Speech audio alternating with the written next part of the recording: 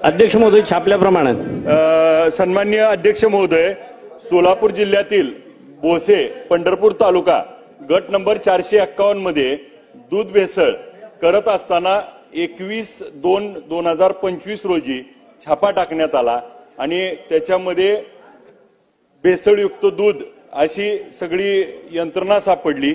आणि आपण मागे बघितलं असेल तर सन्माननीय मंत्री महोदय तत्कालीन राधाकृष्ण विखे पाटील साहेबांनी देखील या ठिकाणी सांगितलं होतं की 30% दूध भेसळ होती आणि तरी देखील आपल्याकडनं आज जो हा आरोपी आहे, हा आरोपी त्या ठिकाणी 5व्यांदा ह्याच्यावर गुन्हा दाखल झालाय।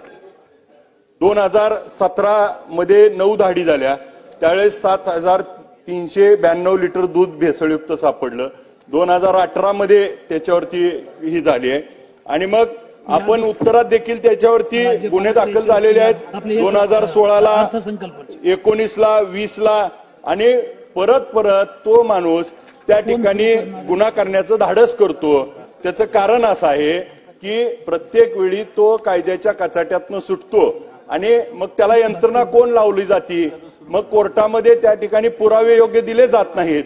मग मंत्री महोदय, याच्यावरती कारवाई होत असताना आज माझ्या भागातला साहेब शिवचैतन्य ज्ञानेश्वर कीर्तनकार होता मुलगा, ह्याला या अशा दुधाच्या भेसळीमुळे त्या ठिकाणी कॅन्सर होऊन तो वारला। आज अशा कितीतरी घटना घडतायत, ही नराधम आहेत, क्रूर आहेत। ह्यांचा नवरा बायको त्या ठिकाणी त्याचे असणारे साथीदार आज ते त्या ठिकाणी सगळेजण मिळून हा व्यवसाय करतायत आणि आपण ह्याला 4-4 वेळा पकडून 5-5 वेळा जामीन मिळाला जातो आणि परत त्याला सोडलं जातं। ह्याला मोलाईन म्हणून पुरवणार। पवार साहेब बोलू द्या, हो तुमचंच आहे प्रश्न आहे, त्यांच्यावर कारवाई होत नाही। आणि साहेब, ह्याला ललित भाई नावाचा एक नामक माणूस आहे जो इराणवरनं ह्याला लागणारे केमिकल पुरवतो आणि मग त्या ठिकाणी एक इंदापूर तालुक्यातली डेअरी आहे, त्या डेअरीतला केमिस्ट साळुंके आहे। अशी लोक आहेत जी आमच्यापर्यंत माहिती आहेत, पण पोलीस मात्र त्यांना सह आरोपी करत नाहीत।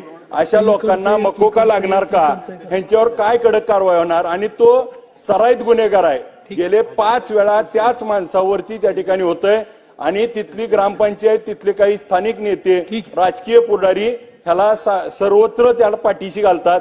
पोलिसांच्या साहेब त्या दिवशी रात्रीची धाड टाकली त्याबद्दल त्यांचं कौतुक, परंतु आम्हाला असं सांगण्यात येतंय तिथल्या लोकांनी की नवरा बायको पळून गेली तिथून, तर असे आरोपी फरार आहेत, ह्यांना तात्काळ आपण अटक करू नका, पॉइंटेड प्रश्न मांडा।